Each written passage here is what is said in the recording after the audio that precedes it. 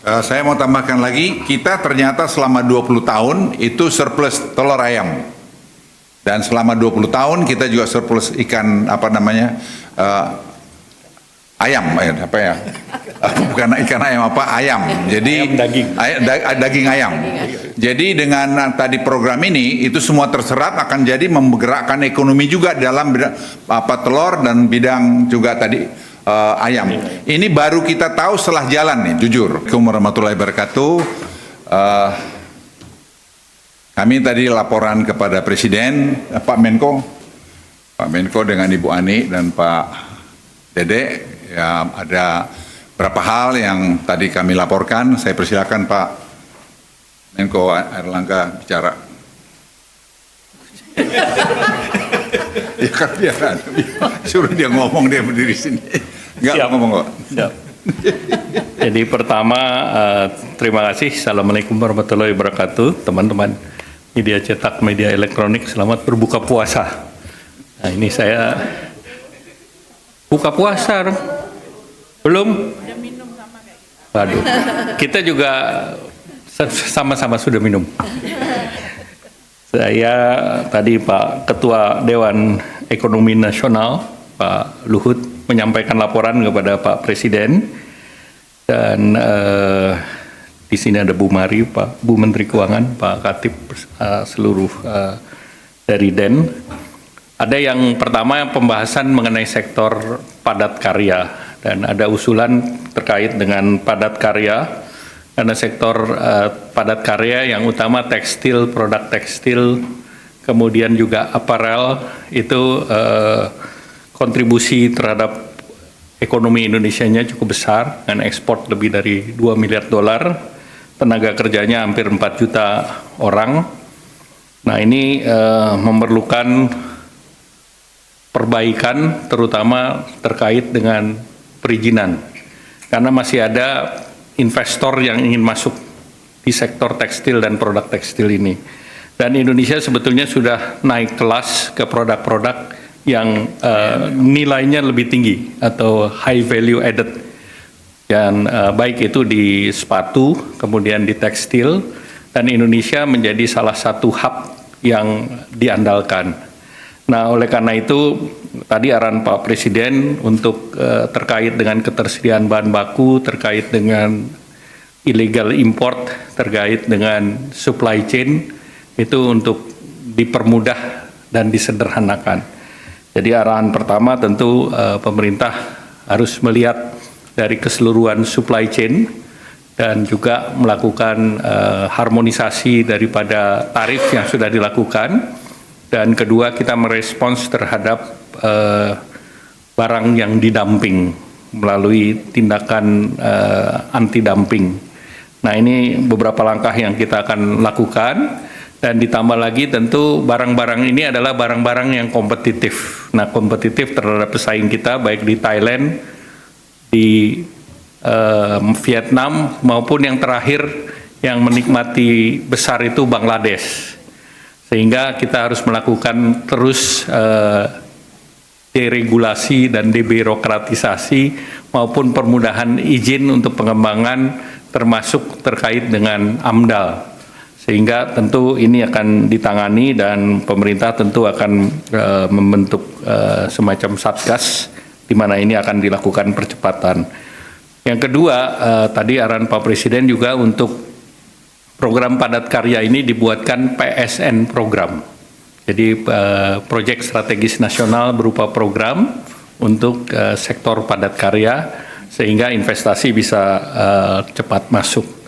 Yang ketiga, di tengah ketidakpastian di geopolitik, tentu pasar kita harus terus dijaga. Dan kalau kita lihat memang pasar terbesar tekstil, produk tekstil ini adalah di EU yang besarnya marketnya sekitar hampir 30% dari demand global. Amerika sekitar 15 dan the rest of the world sisanya. Sehingga menjadi penting tadi EU SEPA segera bisa diselesaikan. Karena dengan EU SEPA bisa diselesaikan, berdasarkan pengalaman Vietnam misalnya ekspornya naik 50%.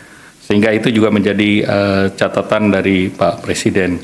Nah selanjutnya untuk usaha menengah kecil, pemerintah sudah merumuskan paket untuk revitalisasi permesinan. Nah, revitalisasi permesinan ini regulasinya dalam waktu dekat akan keluar, di mana pemerintah sudah menyediakan 20 triliun untuk subsidi investasi. Karena kalau mesinnya tidak diperbaiki, daya saing baik dari penggunaan energi maupun produksi, speednya akan lebih lambat. Oleh karena itu, pemerintah sudah siapkan kredit investasi untuk sektor padat karya, tekstil, produk tekstil, sepatu, makanan minuman, furniture, kulit, itu bisa menggunakan skim itu untuk 8 tahun, dan bunganya disubsidi sebesar 5% oleh pemerintah. Jadi berapapun kredit investasi perbankan, pemerintah potong 5%. Nah, selanjutnya tentu kita berharap bahwa dengan sektor padat karya ini bisa ditangani dengan baik. Kita berharap lapangan kerja bisa tercipta, dan kita menargetkan dengan sesudah EU SEPA ini diharapkan industri ini akan kembali bergeliat. Selanjutnya kami kembalikan Pak Ketua Den. Tadi Presiden sudah memberikan instruksi untuk kita melakukan deregulasi di banyak hal. Jadi seperti tadi dilaporkan Pak Dede, pada tahun 80-an pemerintah juga pernah melakukan itu. Itu bisa meningkatkan ekspor kita sampai 20%. Dan sekarang kita kerjakan dan sudah mulai tim dari tempat Pak Erlangga dan tempat Den itu bekerja sama untuk menyiapkan masalah deregulasi ini. Saya kira ini perintah yang jelas dan akan ditindaklanjutin minggu depan ini, ratas untuk itu, sehingga dengan demikian bisa segera diumumkan langkah-langkah. Artinya tidak ada akan mengurangi rekomendasi-rekomendasi yang itu menjadi penghambat terhadap industri-industri yang mau masuk ke Indonesia. Seperti tadi misalnya TPT tadi, sepatu garment tadi, itu bisa menciptakan mungkin beberapa ratus ribu lapangan kerja dalam beberapa waktu ke depan, karena mereka tuh semua siap. Itu yang tadi bisa. Terus apa lagi, Dek? Udah. Mari. Digitalisasi tadi juga kita laporkan, Presiden 17 Agustus ingin meresmikan atau launching nanti program government teknologi ini yang akan nanti menyatukan semua apps yang ada di kementerian lembaga, sehingga dengan demikian akan terjadi dari masalah efisiensi dan juga pengurangan korupsi. Dan ini saya pikir Presiden tadi memerintahkan juga untuk segera dikerjakan untuk semua penduduk kita, keluarga itu dapat punya bank account, karena memang Januari kita akan mulai ngetes mengenai GovTech ini dengan bantuan sosial langsung, sehingga targeted bisa dicapai. Dan ini saya kira kita sudah menghitung bisa berapa besar yang kita hemat, mungkin bisa hemat sampai 100 triliun, dan seterusnya nanti secara bertahap itu akan bisa dicapai. Angka-angkanya nanti saya kira bisa diberitahu kemudian. Tapi studi dan pekerjaan ini mengintegrasikan ini semua sudah dilakukan.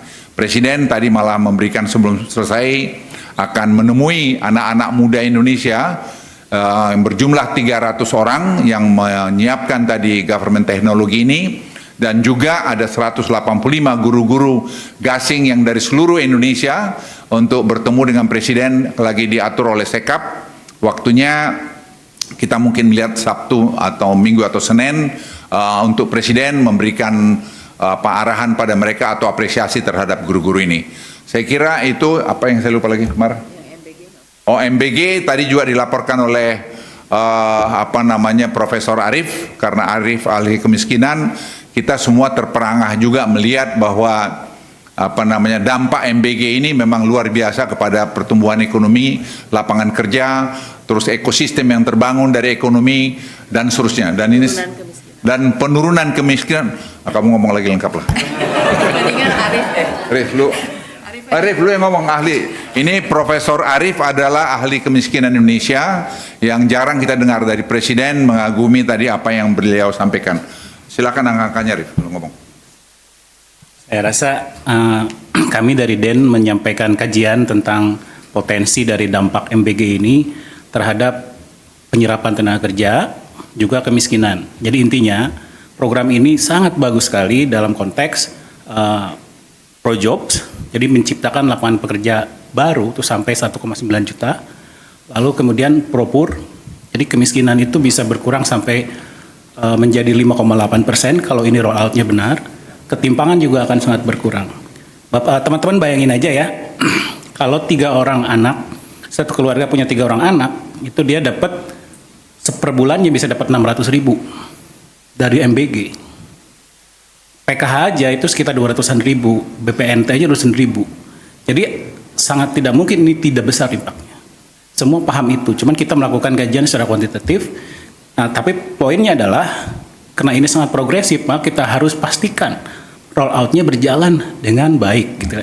Salah satu yang kita usulkan, itu adalah kita segera melakukan business process review, lalu audit rutin oleh BPKP. Itu pertama. Yang kedua, memberikan ruang untuk peran serta masyarakat agar bisa melakukan monitoring, karena sense of belonging-nya tinggi. Lalu yang terakhir, jangan sampai ada kebocoran-kebocoran terkait bahan-bahan yang kalau tidak perlu diimpor, nggak usah diimpor. Nah, ini akan membuat rantai pasoknya betul-betul terjaga, sehingga impaknya betul-betul seperti yang diharapkan. Tapi sekali lagi intinya, ini mari kita jaga bersama, karena ini flagship kita, flagship bangsa ini. Mungkin itu aja dari saya. Saya mau tambahkan lagi, kita ternyata selama 20 tahun itu surplus telur ayam.